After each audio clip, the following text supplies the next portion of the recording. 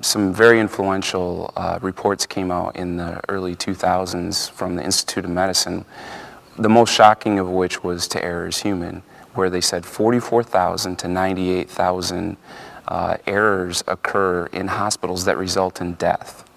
So to reinforce that again, almost 100,000 deaths each year as a result of avoidable medical errors. We have lots of opportunities to really control and monitor the system itself.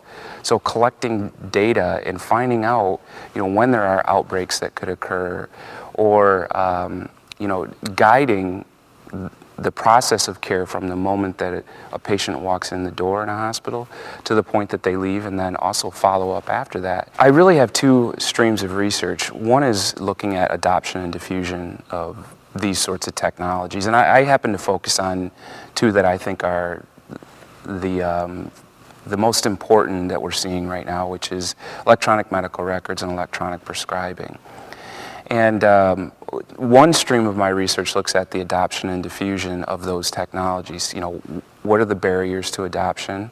We're finding, I guess not surprisingly, that there is resistance to these, and that's something we see in other industries as well. Whenever you introduce change, there's a learning curve associated with that. People don't want to change their work processes.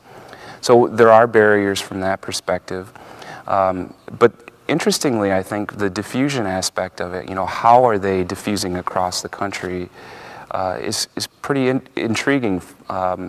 In particular, we found that it follows a contagious process. So much as a virus can spread through interaction between humans, technologies or innovations within hospitals can spread from hospital to hospital. So the second stream of my research is looking at value.